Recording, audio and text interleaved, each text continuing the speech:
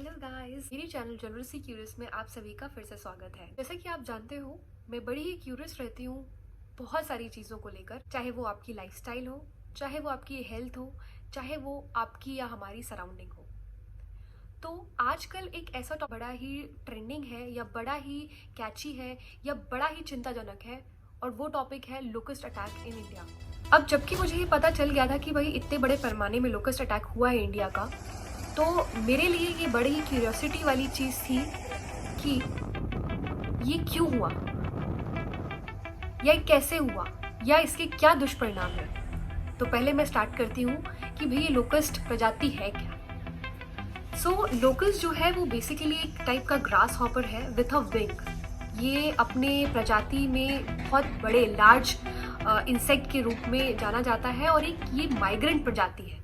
ये एक एरिया से या एक रीजन से दूसरे रीजन में ट्रैवल करने के लिए जाने जाते हैं।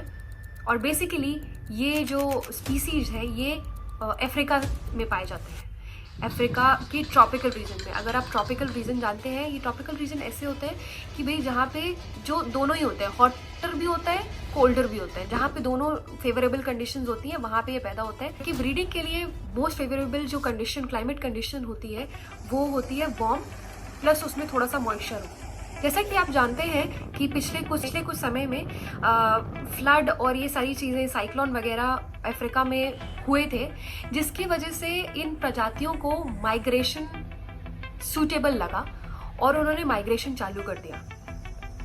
इंडिया में पहुंचने या पाकिस्तान में पहुंचने से पहले इन्होंने कई जगह आतंक पहले ही मचा चुके थे, जैसे कि यमन हो गया, ओमान हो गया। यहाँ पे ये पहले ही प्रजाति आ चुकी थी और यहाँ पे उन्होंने पहले ही आतंक मचा दिया था।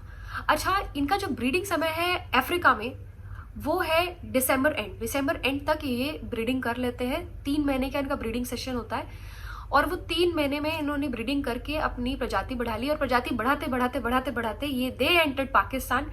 एंड ड्यू टू आपको पता होगा, मार्च में हमारे यहाँ अनप्रिडिक्टेबल रेनफॉल हुई थी और हमारे खरीफ क्रॉप लग चुके थे, तो उनके लिए 2 फेवरेबल कंडीशंस ऑलरेडी थी। और दूसरा आपका क्रॉप, मतलब इनके लिए फेवरेबल क्लाइमेट भी था और खाने के लिए खाना भी था। And this is the reason by इन्होंने हमारे इंडिया के तरफ रुख किया। दूसरी चीज, ये जो प्रजाति है ये वेस्टर्न डिस्टर्बेंस के कारण हमारे ट्रॉपिकल रीजन जो है ग्लोब में, आप अगर अपन देखेंगे जो ट्रॉपिकल रीजन है वहां ये ट्रैवल करती है, तो उसकी वजह से हमारा जो इंडिया भी आता है वो भी ट्रॉपिकल रीजन में आता है। इसकी वजह से इन्होंने जो है हमारे इंडिया में धावा बोल दिया है। ये खतरनाक क्यों है, हम इसकी बात करते हैं। जो ये लोकस्ट है ये बेसिकली आप समझ सकते हो 150 किलोमीटर अ डे ट्रैवल कर सकते हैं, मतलब एक दिन में ये 150 किलोमीटर ट्रैवल कर लेते हैं। और दूसरा, इनकी जो एबिलिटी होती है, ये जब लोकस्ट बन जाते हैं, ग्रास हॉपर जब लोकस्ट बन जाते हैं, तो इनका जो बिहेवियर है वो चेंज हो जाता है। इनके पास अलग अलग टाइप के जो औजार आ जाते हैं, अलग अलग टाइप के जो है इनके पास ना शक्तियाँ आ जाती हैं। कलर चेंज कर लेते हैं ये, समझ रहे हो, कलर चेंज हो रहा है, गिरगिट हो रखे हैं ये। तो बेसिकली हम लोग छोटे से देख रहे हैं कि भाई ग्रास हॉपर क्या होता है, हम तो कभी कभी हाथ से भी उठा लेते हैं। बट इन लोकस्ट के 2 फेज होते हैं, एक सॉलिटरी फेज होता है और एक होता है ग्रेगेरियस फेज। जो सॉलिटरी फेज होता है वो हमने देखा हुआ है, एक टिड्डी होती है, हमने उठा लिया, इंडिविजुअल है, अपना खाना खुद ढूंढती है, मर जाती है, ब्रीड करती है, पैदा हो जाती है, ये हो गया। बट जो ग्रेगेरियस फेज होता है वो डेंजरस फेज होता है। क्यों डेंजरस होता है? क्योंकि ये जो ग्रेगेरियस फेज में पूरा झुंड बना के ये अटैक करते हैं, ये हंट करते हैं और ये खाने की तलाश करते हैं। और यही फेज है जो कि डेंजरस है, जो कि इंडिया अभी फेस कर रहा है। ये चिंताजनक इसलिए है, अब मैं बात करती हूँ ये चिंताजनक क्यों है। जैसा कि आप जानते हैं 2020 एक ऐसा साल रहा है जिसको हम या कोई भी इंसान नहीं चाहेगा कि दोबारा ऐसा साल आए। इस साल में हमने जंगल जलते हुए देखा ऑस्ट्रेलिया में, इस साल में हमने ऑस्ट्रेलिया को जलते हुए देखा है, हमने कोविड-19 देखा है, हमने साइक्लोन देखा है वेस्ट बंगाल का, और अब लोकस्ट अटैक। अच्छा, एक चीज़ और गौर करने वाली है कि ये जो लोकस्ट है ये बाइबल की काफ़ी सारी जगहों में या कुरान की काफ़ी सारी जगहों में बैड ओमेन के रूप में दिखाया गया है, काफ़ी सारी जगहों में। और इसका इस साल आना सडनली, आई डोंट नो कि फ्यूचर किस वे में जा रहा है। भगवान जी जन्म लेने वाले हैं क्या? मतलब कलयुग का अंत चल रहा है क्या? मतलब आप खुद ही बताओ। एक के बाद एक के बाद एक के बाद ऐसी चीजें आ रही हैं जो कि हमने कभी सोची भी नहीं थी। इतना बड़ा पेंडेमिक हमने कभी सोचा था? नहीं, कभी नहीं सोचा था। और एक के बाद एक के बाद एक के बाद ऐसी चीजें आती जा रही हैं जो कि ना हमने कभी प्रेडिक्ट करी थी और ना ही हम कभी चाहते कि वो चीजें आए, बट आए। मैं बात करी थी कि ये डेंजरस क्यों है।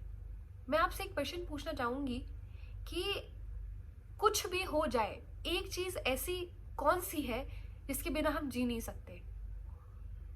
वो ऑब्वियसली खाप का खाना है। और ये जो लोकस्ट है ये इसी पे अटैक कर रहे हैं आपका। आप भाई मैगी खाकर पूरे टाइम नहीं जी सकते? जी सकते हैं क्या? नहीं, आपको अनाज चाहिए। और अनाज कौन उगाता है? किसान। तो ये वीडियो मैं बेसिकली इसलिए बना रही हूँ कि भाई लोग अवेयर हो इस चीज के। ऑब्वियसली अवेयर है, बट ये चीज गवर्नमेंट के पास जाए कि भाई किसान भाइयों की हेल्प करो, they need your help in this situation. ये जो सिचुएशन है ये इसलिए भी खतरनाक है क्योंकि इनका मॉनसून सीजन है वो आने वाला है। अगर मॉनसून सीजन आ गया तो इनकी ब्रीडिंग हमारे इंडिया में चालू हो जाएगी लोकस्ट की, और तब ये और ज्यादा बड़े पैमाने में अटैक करेंगे। इसीलिए इसको मॉनसून आने से पहले ही कंट्रोल में करना होगा, अदरवाइज हमारी फसलें बहुत खराब होंगी। हमारा जो खरीफ की फसल है वो बहुत खराब होगी। इस वीडियो को ज्यादा से ज्यादा शेयर करें, लाइक करें और मेरे चैनल को सब्सक्राइब जरूर करें अगर आपको इस तरह की वीडियो और चाहिए। ये वीडियो बनाने का मकसद केवल इतना था कि मैं लोगों को अवेयर करना चाहती हूँ और मैं अपना मैसेज गवर्नमेंट तक पहुँचाना चाहती हूँ कि प्लीज़ प्लीज़ इंडियन गवर्नमेंट, आप बहुत अच्छा काम कर रहे हैं, बट इस चीज़ को भी सीरियस लीजिए। जो कि आप ले रहे होंगे, मुझे पता है कि मुझे चीज़ें बहुत छोटे पैमाने में पता है, बट इस चीज़ को सीरियस लीजिए और किसान भाइयों की हेल्प करिए। Thank you. Till then, bye bye.